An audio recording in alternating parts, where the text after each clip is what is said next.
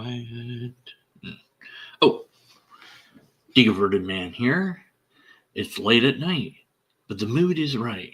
We're going to have some fun, show you how it's done. TGIF. Anyone else remember that? Or wait, is it even Friday anymore? I mean, no, it's not even Saturday anymore. It's Sunday. TGIS. Sunday. Easter. Don't want to talk about Easter.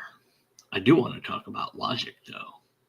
But first, I would like to challenge you to a game of checkers. Do you know how to play checkers? Pretty easy game. I think most people know how to play it. If not, go learn how to play checkers and then come back. Let's play. I'll let you go first. Interesting move. My move is to take every single one of your pieces, and I win. Did I cheat?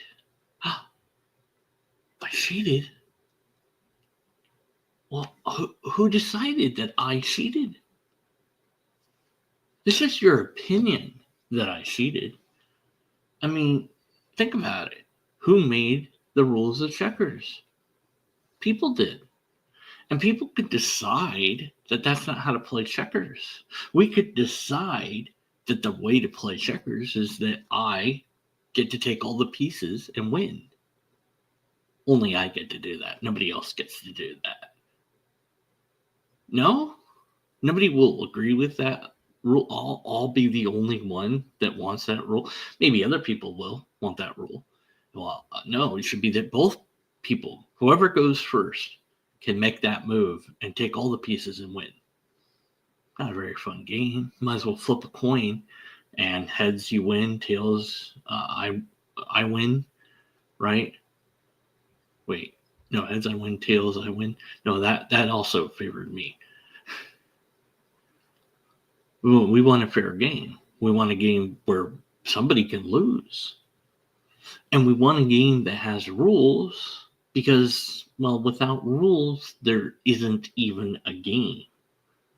And whether it's the luck of a coin flip or the roll of a die or something, or maybe some element of strategy, like checkers has some amount of strategy to it, some amount of decision making is there,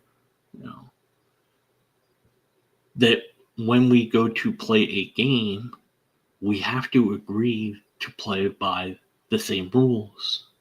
But those rules are made up by people, and we could change them. Yeah, you and I, sitting together before we start playing, could say, okay, let's decide that when this happens, you get to do this. That's for both players.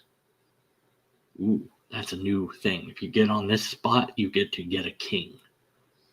Immediately. Whoever gets that spot first.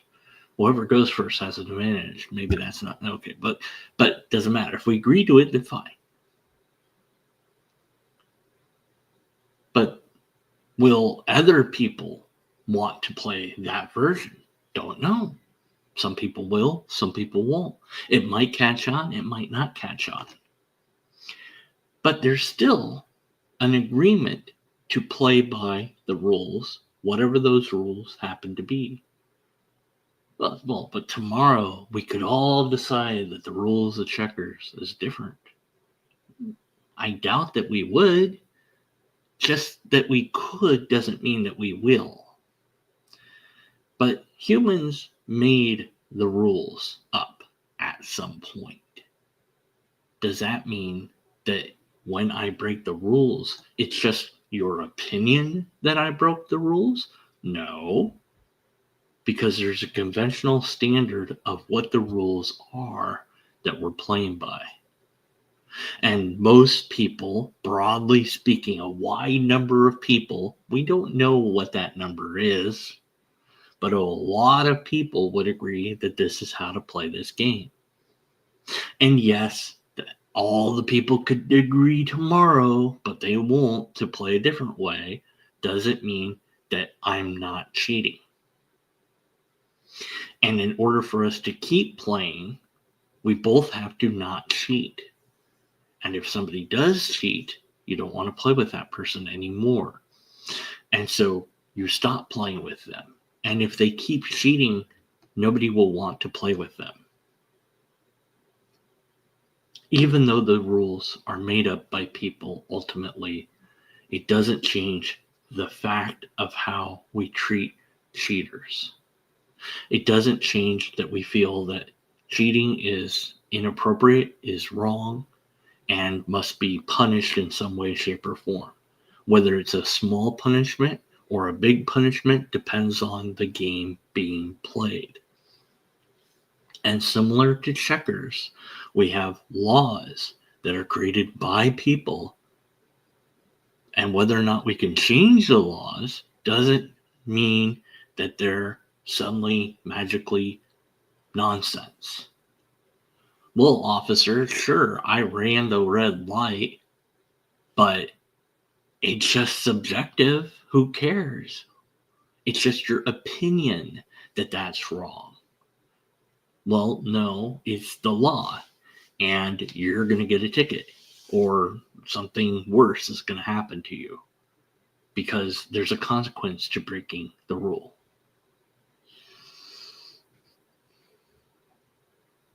So, with that in mind, let us watch the video. This proves God. Spoilers, it doesn't prove God.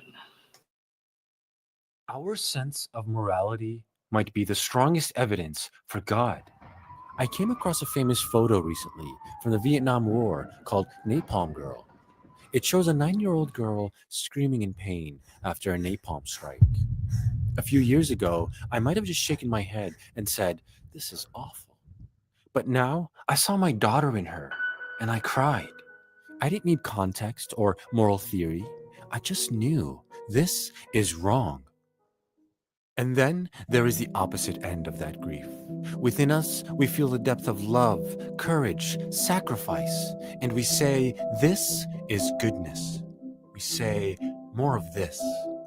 The obvious question is, where does this sense come from? Is it just So let's look at this with logic and play, because that's the rule set I would want to use. There's a fallacy called the appeal to emotion, and it's a logical fallacy if and when your entire argument is based on you feel certain things, therefore those things are true or real, or they're false or not real. Emotions are very powerful, and so it can seem very persuasive when you use emotional argumentation. But if that's all your argument's built upon, then it has a fallacy, and because of the fallacy, you should be skeptical of the conclusion. But is his entire argument based on emotion? Don't know yet, but let's keep that in mind. just evolution? Just chemicals bouncing around in your brain? Or is it maybe a clue, a whisper, the smudges of a fingerprint of a shy creator, of Okay, again in logic, we have what's called a false dichotomy, which is a choice, left or right. Those are the only directions that you can go. Well, no, you could go straight, but we're going to ignore that you could go straight. We're going to pretend that left and right are the only directions that you can go, even though that's not true. Now, there's situations in life where if you're in a car, left or right might be the only directions you can safely go, but you could go a different direction. Might be a bad idea, might be a very dangerous idea, but you could do it. So this idea that it's either evolution, which we know is absolutely real and true, or it's something other than that, which we have no evidence for, must be a false dichotomy because that other thing is not established or shown to be true. It is asserted as if it is a choice when it isn't even demonstrated to be a choice. Therefore, this is a false dilemma. It is evolution. Now, if you wanted to say, could it be more than evolution? Okay, then you wouldn't occur the logical fallacy of false dichotomy. But you chose to frame this as if it was a binary choice between what is absolutely real and a fictional idea that you've made up.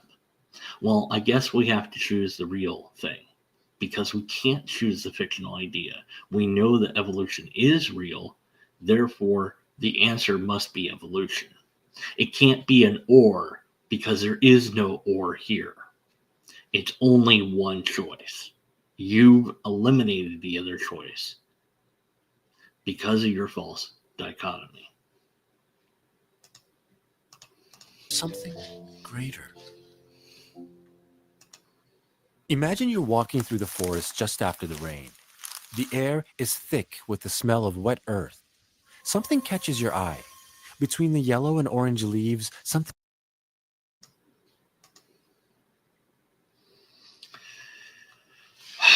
Are we really going to do the watchmaker argument? Look at the trees. Look at the trees. He's using imagination a lot in this video. This appeal to analogy is fallacious if and when the analogy is not appropriate for the situation involved. An analogy ideally allows you to make something complicated into something simple. But a compass is not a tree. He's just going to do the watchmaker argument, which we know is fallacious. Something glimmers, a golden compass. It's old, but intact, and it's still pointing north. You don't assume it grew there, you know it was placed, and you know it was designed. Our sense of right and wrong is just like that.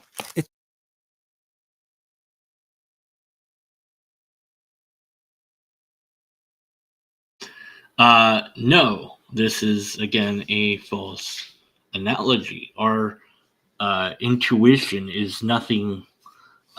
Intuition of right and wrong is very different than our intuition of the compass. In fact, it's not even intuition. We know what a compass is and how it works because we've been exposed to compasses. Is that similar to morals?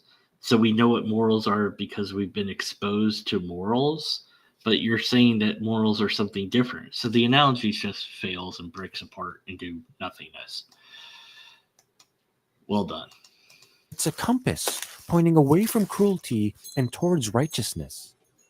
But if the universe is just time, matter, and chance, then why would it contain a compass at all? What? Okay, so now you've left your analogy is beyond broken at this point, and makes it just what? C.S. Lewis, one of the great thinkers of the 20th. C.S. Lewis, a fiction writer in the 20th century who I don't care about. So this is an appeal to authority, an appeal to the wrong authority. Who cares what he said? And a great thinker, that's subjective. That's your personal opinion. Century said, as an atheist, my argument against God was that the universe seemed so cruel and unjust. But how had I got this idea of just and unjust? What was I comparing the universe with when I called it unjust? A man does not call a line crooked unless he has some idea of a straight line. Yeah, where you got the idea of just and unjust from is yourself. That's where you got it from. That's where the idea came from, is you and other people.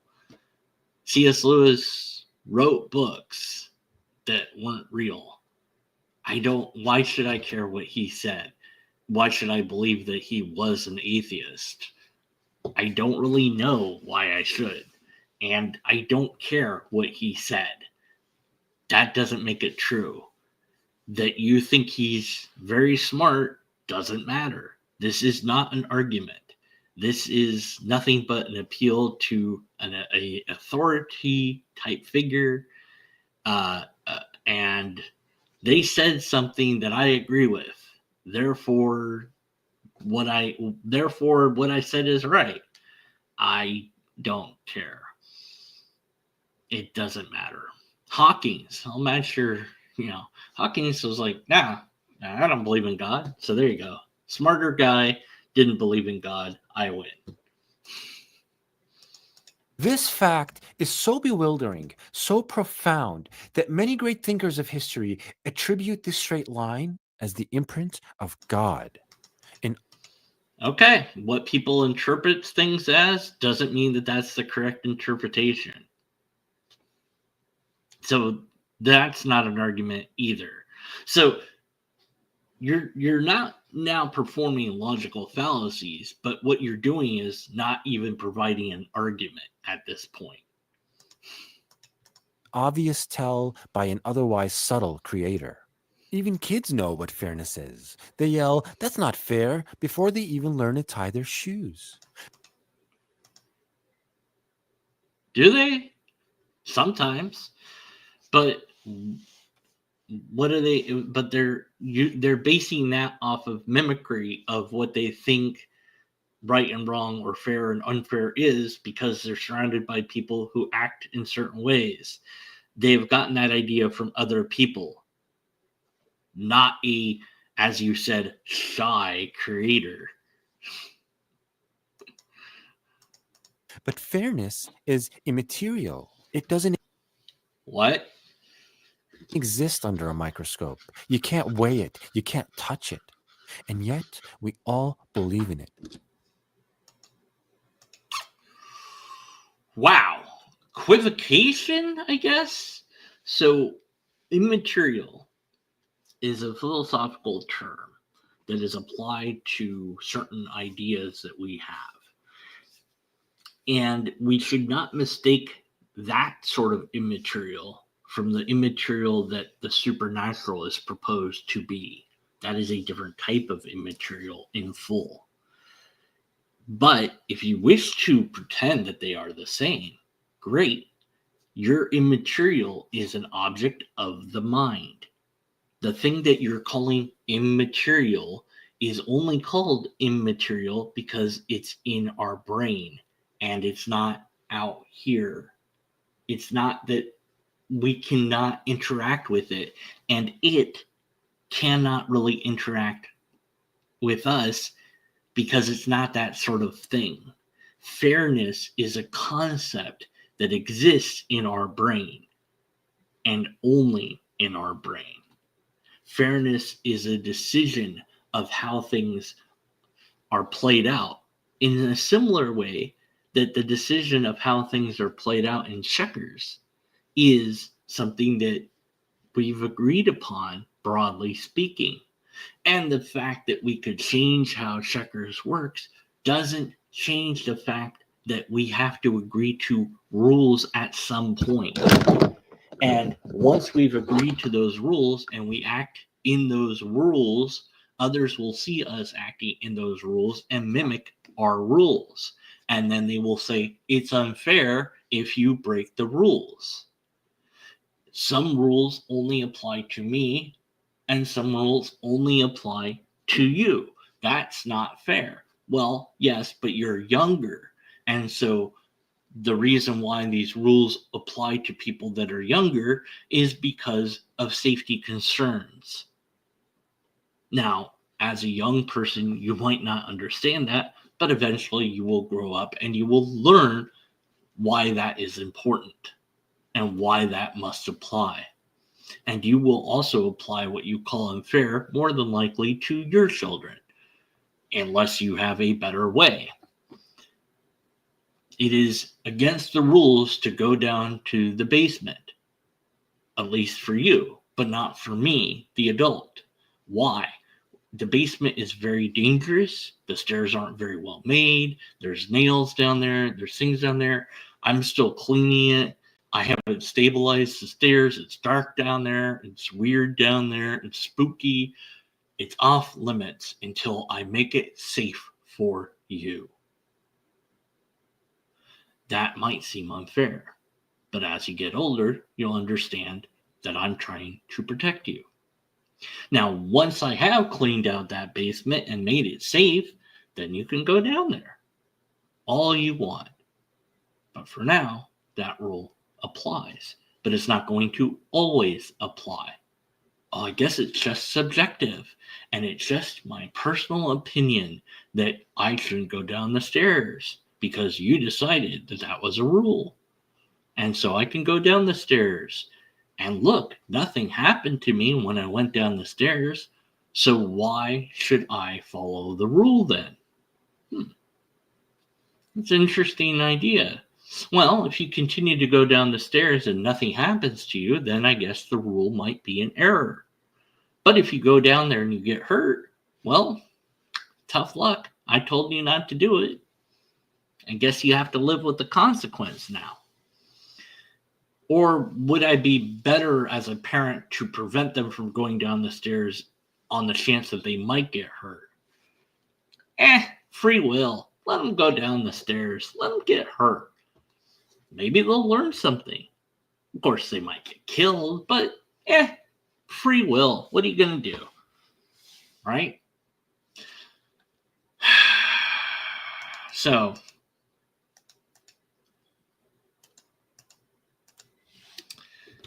basically, God made the rules of checkers. And unless God made the rules of checkers, we can't play checkers. Because there's no God. Without God, we can't make the sense of the rules of checkers. That's all this video is basically saying. That's it. But we still play checkers, even though humans made the rules to checkers and God didn't. And we know that God didn't make those rules. We know humans made those rules. And we have no reason to say that God influenced people to how to make the rules. But where did all this come from? Other people. But how does that work? Well, because people create rules to protect themselves and others. And also people create rules for other reasons as well. And then we call these rules morals or behaviors, ethics, guidelines of how to do things. And maybe sometimes we create rules in order to be in charge of people, in order to be able to tell people what to do or not to do. And for no other reason than we just want to be able to tell people what to do. There's all sorts of reasons that we might create rules. And some rules are made to be broken. That is to say, they're not very good rules. And people are going to say, hey, no to that rule. And they're not going to agree with that rule. And they're going to break that rule until they destroy that rule and it's not a rule anymore. Well, what is a rule today might not be a rule tomorrow. So then the rules just don't matter. How do I know what's good or bad if it might change tomorrow? Well, you don't. In a way, you know what you think is good or bad, but you only know that in so much as that has been the rule set that you have been given up until this point. But if you're given new evidence, new information that you didn't have yesterday, and you see that it is a good idea to change the rule, then shouldn't you change the rule? And if you do change the rule because all the data suggests that changing the rule is a good idea, then that makes everybody in the past wrong. Oh no. Okay, and they thought that it was right, but they were wrong. Well, that's still the other screen here. Why? When animals kill to survive, no one says that's evil. But when a human does it, we say that's wrong. We know instinctively that humans are different. Many secular philosophers today don't reject the idea of objective morality. They agree it exists, but stop short of pointing to God. Some say moral truths. And what philosophers say isn't necessarily true either. It doesn't matter even if all the philosophers in the entire world all agreed on this position, that doesn't make that position true. And whether they stop short of God also doesn't matter, because also that doesn't prove God at all either. Even if every philosopher in the entire world all thought that morals were objective and that's proof of God, that wouldn't actually be proof of God, because what people believe is not proof that that belief is true. What matters is what you can demonstrate, not what people believe or don't believe. So your appeal to philosophers is irrelevant. Another logical fallacy. You're not even trying at this point. Simply exist. That just as 1 + 1 = 2 is always true, so is murder is wrong, or That's a false analogy. 1 + 1 = 2 is true, completely provable because of what 1 is and what 2 is and the mechanics of that involved. Oh my word, do I have to explain mathematics to this guy now? I guess. So we quantify things. Like I've got this thing we call a cookie, and we go, okay, what is that? How many do I have? And we say, I'm going to make up a word, and that word is going to be flarg. I have flarg cookie. Okay, cool. Now I have a flarg and a flarg. And that's one way I could decide to tell you how much cookie I have. But it gets a little bit more complicated the more cookies I have. I have flarg, flarg, flarg.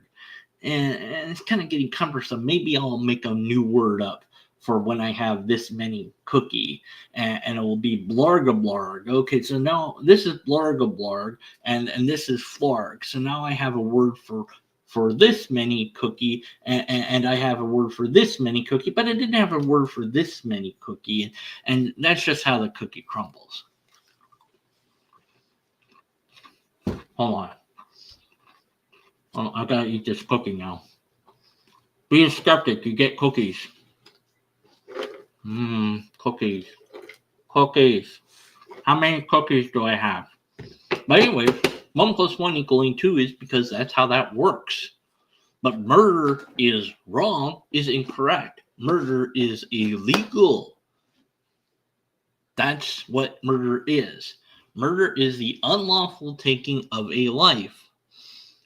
Okay, that's wrong. Great. You've now made it completely able for me to negate this wrongness. If no killing is murder, then no killing is wrong. Whoops. See, there's now a loophole. If murder is wrong, but murder's just a law, and we don't have the law, if there's no such thing as murder because there's no illegal killing, if all killing is legal, then there is no more murder, so there is no more wrong.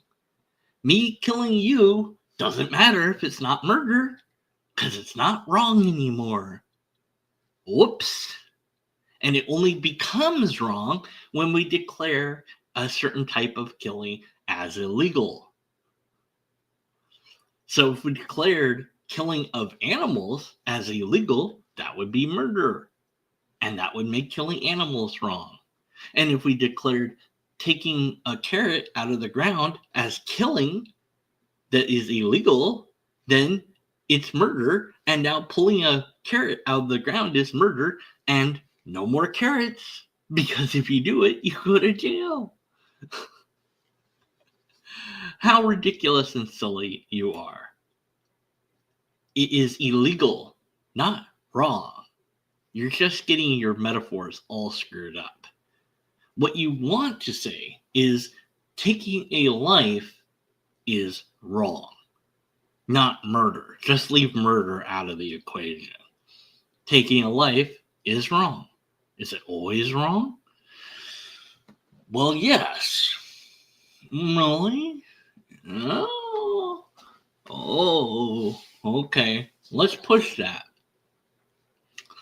So is taking a life to stop a person from doing harm to others wrong?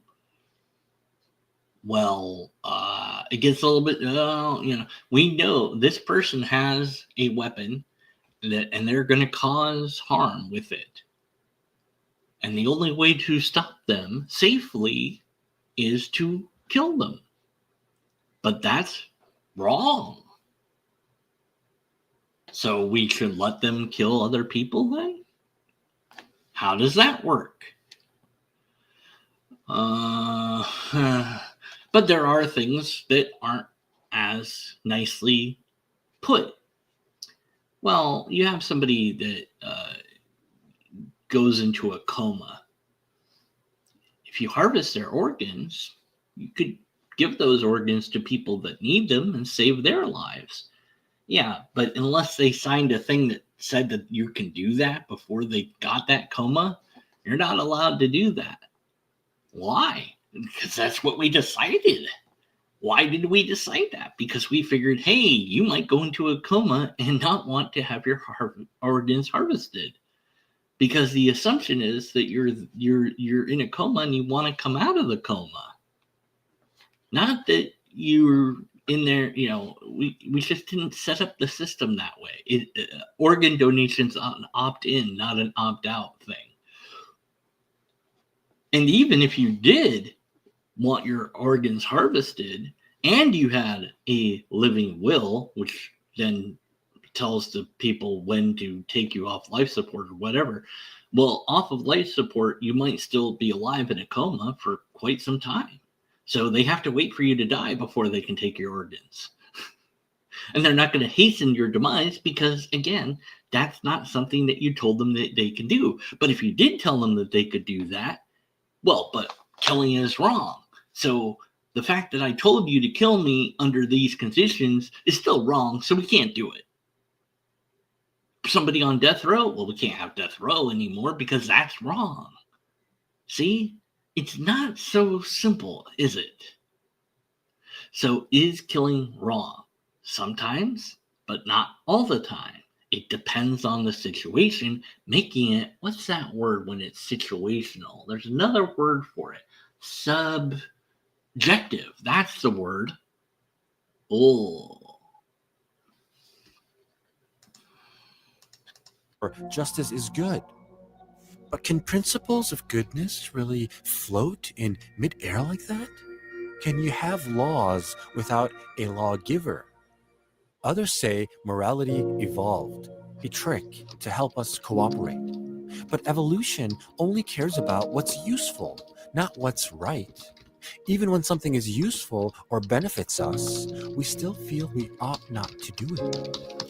You can lie or kill to gain an advantage, and yet something in you resists.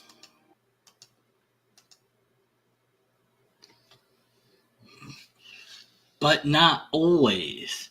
There's people that do that anyways. So this argument falls apart for the people who have no empathy or sympathy or those desires in them. The moral arguments like this usually ignore sociopaths in full, and that's all he's doing here. And so because he's ignoring that, what he's doing is presenting what's known as a half-truth. Now, why it's called half-truth is kind of weird, because it's not like it's 50-50, like it's halfway true. That's just the word that we use for the label of this logical fallacy. It's just called a half-truth. It doesn't mean that it's 50% true and 50% false. It just means it's not fully true. I guess we could have called it the not fully true fallacy, but I didn't design that word, so look, I'm still trying to get the fallacies I want invented into lexicon and be official fallacies. So, anyways, look, this is not fully true statement because you're ignoring a segment of the population who doesn't have these feelings. And by doing that, you're giving us a logical fallacy of half-truth. So I've lost count now. At least 3 logical fallacies I've identified throughout your presentation, and the fact that you're not even giving arguments. This fails to prove anything at any level. And your pretty music and your AI generated content here, or whatever that you're using for your video selection, maybe you just downloaded a bunch of pretty pictures. I don't know. Don't want to blame you. Don't want to accuse you of using AI, although maybe you did. I don't know. But it doesn't matter. None of this matters. It's not an argument. It's just stuff that you're saying. However, what I'm saying is an argument because I'm arguing that you're committing numerous fallacies, as well as not just informal fallacies like appeal to emotion, false dilemma, equivocation, but you've also committed what's called a formal fallacy. And the one that you did, which was amazing, is just failure to give an argument. That's just an utter failure completely. You didn't even give an argument. You just said something, but that's not even a structure. There's nothing there. That paper gets an F. There is the evolutionary drive, and there is something countering it, something defying the biology and physics. No, nothing is defying biology or physics at all. Your personal desires are part of biology and physics. What the hell are you even talking about? We call this the soul. You call it the soul. I don't.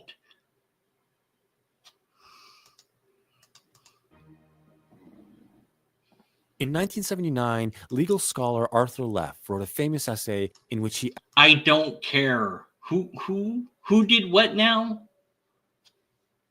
What does this have to... This is so irrelevant. Another appeal to authority, I guess. Somebody said something. Now, in an essay, yeah. So I guess it's kind of like an essay structure rather than a formal argumentation, which means it can't be called a proof because a proof can only be offered, well, technically within math logic. But if you wanted to call it a proof in informal logic, I guess you could, but then you'd have to have the right structure, which you don't have. So you don't even have a valid argument. So you can't therefore have proof of anything, let alone proof of God. If this is meant to be an essay, then you should have said an essay about morals and God, not a proof for God. You just don't even know what area you're in anymore. Well, you never knew in the first place, I guess, but you're just, I guess this is meant to be an essay. I don't know. Anyways, it's not a very good essay, but okay, somebody somewhere said a thing. Who cares? Whatever. Asks a brutal question. If there's no God, who gets to say what's right or wrong? We do. Humans do. That's it. That's always been the case. We humans have always said what is right and wrong.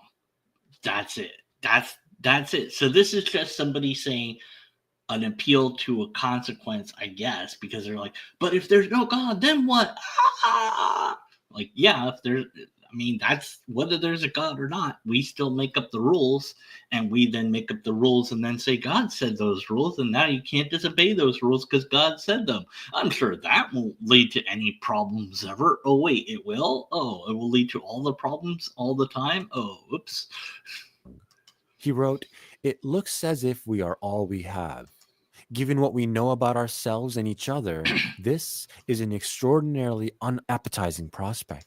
Oh no, it's unappetizing. Therefore, it must not be true. That's an appeal to consequence.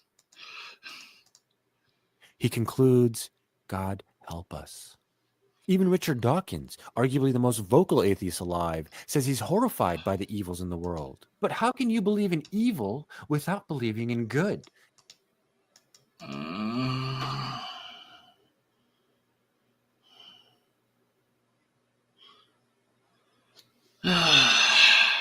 Whatever. And how can you believe in good without something higher than us to define it? Because we believe in all the words that we believe in based on what we've been told those words are in the first place. We've agreed upon the definitions, broadly speaking, of words. Do I have to now explain linguistics to you? You're asking a question, but you already know the answer to the question. So this is an irrelevant question to ask.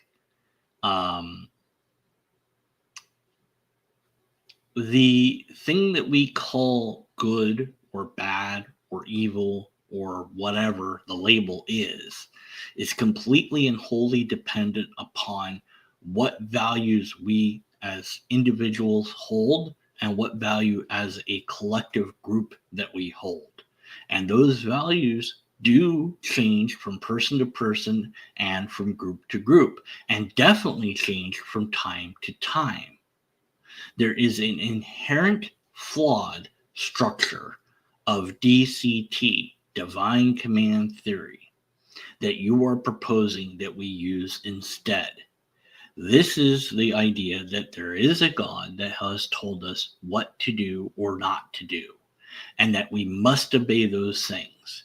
However, a static list of rules will always be challenged, and those rules will have to change and evolve in order to fit the societies they're in, because the rule set will not be applicable to the situations that the people find themselves in. And so what you will have is people desperately trying to keep their own ways, the old ways, and not change. And they might be successful in that, or they might slowly disappear over time. And we know for a fact that this is what happens. Just look at the Jewish people who live primarily, or try to live, under divine command theory to some extent.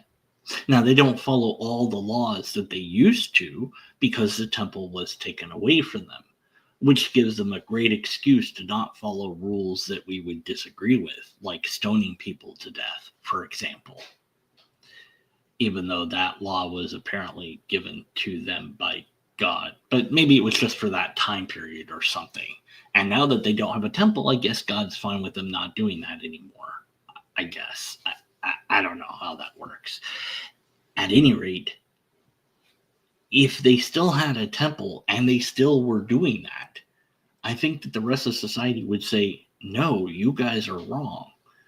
And I suppose we'd have to let them do it, or would we try to stop them? I don't know. But certainly nobody would really want to be part of that group. And so they'd be shunned by the rest of civilization. And we've seen that civilization, by and large, hates, dislikes Jews, broadly speaking. Why? Well, because you have a culture that says we're going to stay the way that we are. We're not going to adopt wherever we go. We're going to go wherever, but we're going to keep our ways. And so you're going to continuously be different within the society that you join. And that's going to create conflict.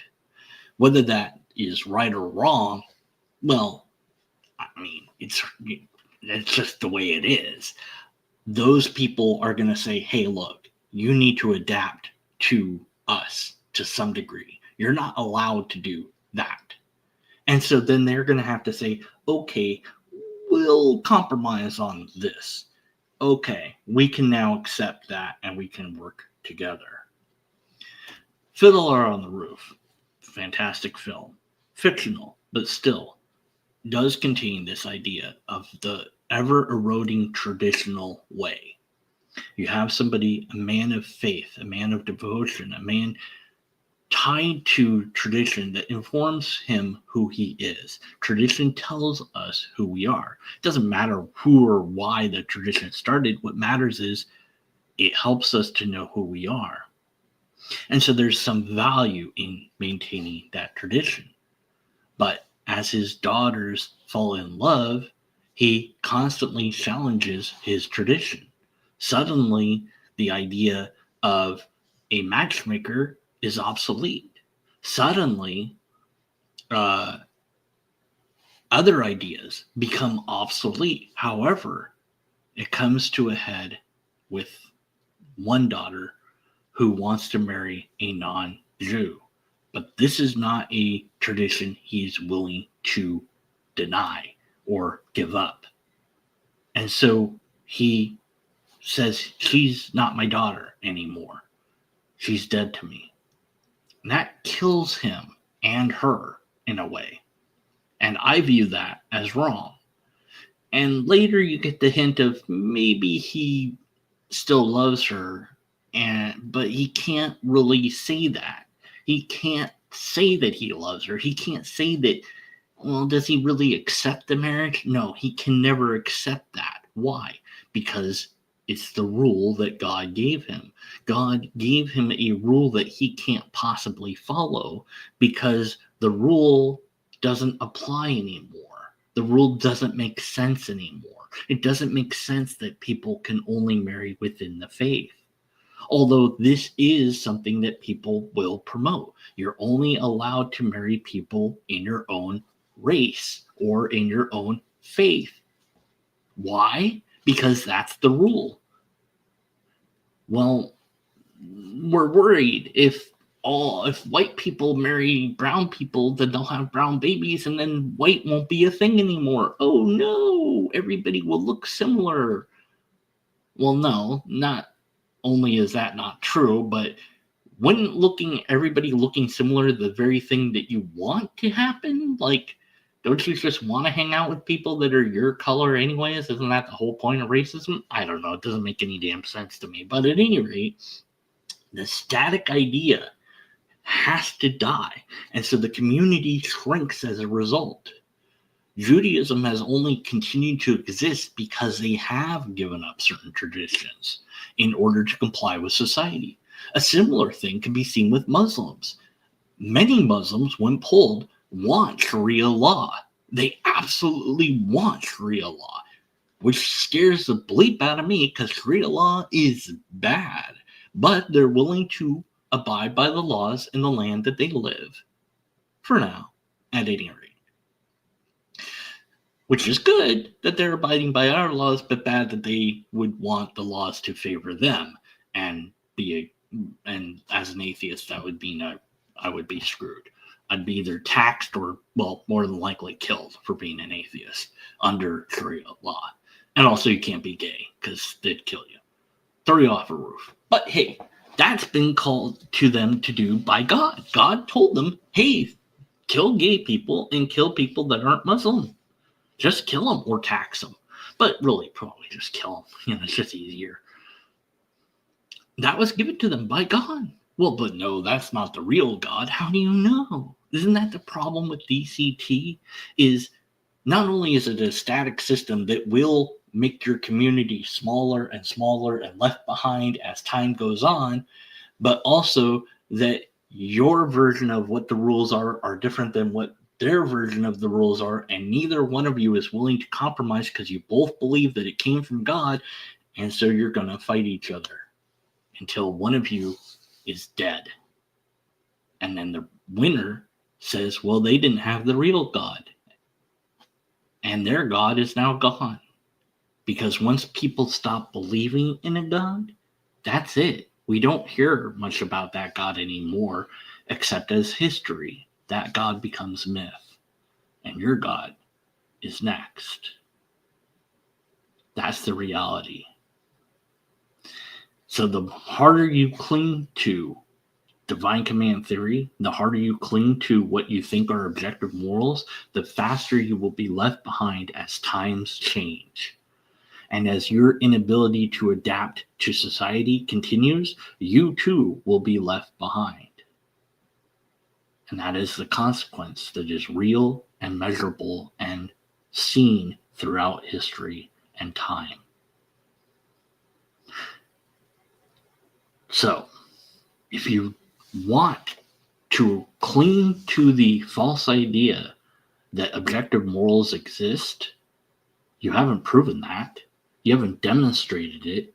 And even if it was true, you can't tell us what morals are objective and what morals aren't objective. You can't tell us what is right and wrong without just saying that it is.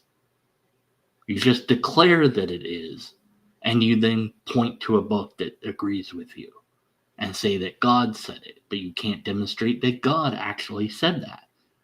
At best, you could show us that humans believed that God said that. But since God is so shy, it hasn't told us in a long, long time what the rules are. And so we are on our own with each other. And that's it. It's between me and everyone else to figure out what rules we want to play checkers by. Or in the case of morals, how we want to be moral. And there's many complicated subjects that the Bible just doesn't address and can't address because they're too modern. And similar with every other religion as well, not just one religion, but every religion has this problem. It doesn't talk about microwave ovens, doesn't talk about atomic power, doesn't talk about computers or the internet or cars or pollution or anything that is a modern issue, because it is a static system that is in the past and is quickly becoming irrelevant as time goes by. You will be left behind. And you say, fine. Well, we want the old days. We want to go back to when things were simpler. Okay, cool. Live that way if you want. Now, the Amish people do exist, but they're a fringe group and they're not growing in numbers. They're reducing in numbers. And the more things they accept, the more modern they become and the less Amish they are, because their way of life doesn't work and can't work. They take advantage of modern life all the time. And of course they have to. Now, in some cases, you might be very sad to see this. For example, with Native Americans who we've screwed over more than once, and we continue to screw over as America, but that's the way that is, and I can't fix that system. But every time we've promised them something in a treaty, we've failed. Regardless, their way of life is dead, period. Their way of hunting is gone, and their language is also disappearing. They want to teach it to the young, but the young see no point in keeping it. And the young are kind of right. There really isn't a reason to keep that language. Nobody talks that way. Nobody speaks that language. They're in a realm where English is the language spoken. I remember in the 80s and throughout the 90s too, that whenever you called any number, it would always offer a Spanish option. That's still true to some extent, but it seems to me, maybe this is wrong, that that's being less offered more often. Well, America's never declared English to be the official language of the United States. I don't know why, but whatever. But honestly, if you can't adapt to the country that you live in and speak its language, you're going to be very much on the outside of that. It's going to be very hard for you to live in a place that doesn't provide you with services. So some people decided that, hey, let's offer Spanish services. But that's maybe the wrong way to go about it. They should adapt to us, not us to them. There's a whole argument to be made there, but I'm not the one going to make it. I don't know what to say. I don't know who's right or wrong. I mean, I think, yeah, they should adapt. They should know English, period. And if I went to Mexico, then I should know Spanish. Now, I visited Japan. I knew a very, very tiny bit of Japanese. And I had to rely on translation programs to help me for everything. But if I was going to live there, I would certainly attempt to learn the language. Because otherwise, do I really think that they're going to kowtow to me? No, that's not how things work. That's how the world is. When you go somewhere, you find yourself in that realm do as the Romans do. When in Rome, do as the Romans do, right? And this culture that we are seeing has been challenged by some because we want to become what's called as multiculturalism, where it's kind of a blending of everything. I don't know if that will work or not. We'll see, I guess. But my point is, and will continue to be, that subjective morality, no matter how frightening that prospect is, ultimately is the truth. An objective moral system is not possible without an objective ethical system.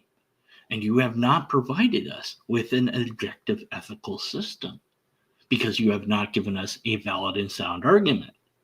Now, if you want a valid and sound argument for an ethical system, you can get a book that I wrote that gives an ethical guideline of an objective moral system. But ultimately, yes, it's still subjective because you have to subjectively pick where to start your ethical system. I picked something that I thought was so good of a starting place that to argue against it would be silly. And I wrote and explained in my book, which is called Ethics and Morals, more about that. Anyways, we don't have a valid argument or a sound argument in his video. We have nothing here at all, not even a little. So because of that, we have to be skeptical of his conclusion. But he's at the point where we should just discard his conclusion because he's just done such a bad job. So where does that leave us? Well, it doesn't give us proof of objective morals, and even if we did have proof of objective morals, we still wouldn't have proof of God, and we still wouldn't have proof of his version of his God. So we don't have any proof at all, which means he lied in the naming of his video. But that doesn't really surprise me because, well, that's what people do sometimes. They lie to themselves and others. Now, maybe I do that, and I'm sure that I've made a mistake here and there, and hopefully if I do that somebody somewhere will correct me, and I will see that correction, and I will fix myself so that I am better moving forward. All right. Pull back on the anti-Semitism? No. Anti-Semitism is saying that the Jews deserve what they get. They don't deserve what they get. I'm explaining what they get. I'm explaining why people are anti-Semitic. I'm not saying that it's good or bad. I'm just saying it is. And the reason it is because they refuse to adapt to what everybody else does. And that would be true of any group anywhere. And it has been consistently true of groups all the time. My brother is Jewish. So if you don't know what anti-Semitism is, maybe go look at it and see what it really is, and don't accuse me of that ever again. Okay?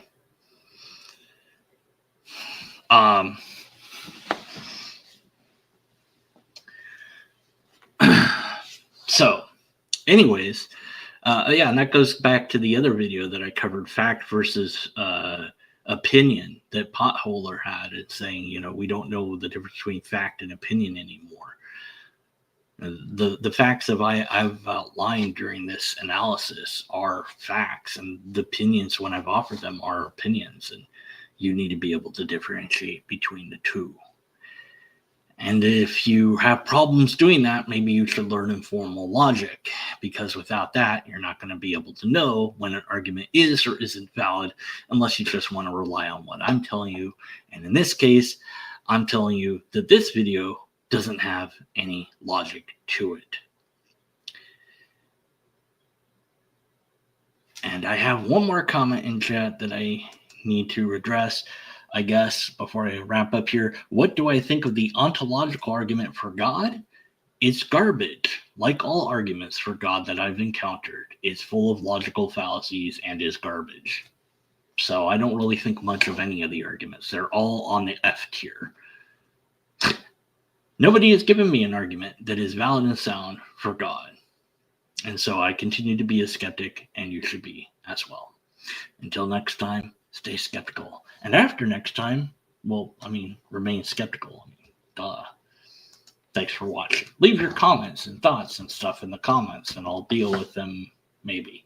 And if you don't comment on this video, then I will do something terrible and horrible to cats or dogs or something. I don't know. Some appeal to consequence that will compel you to comment on a video and get, I don't know. Whatever.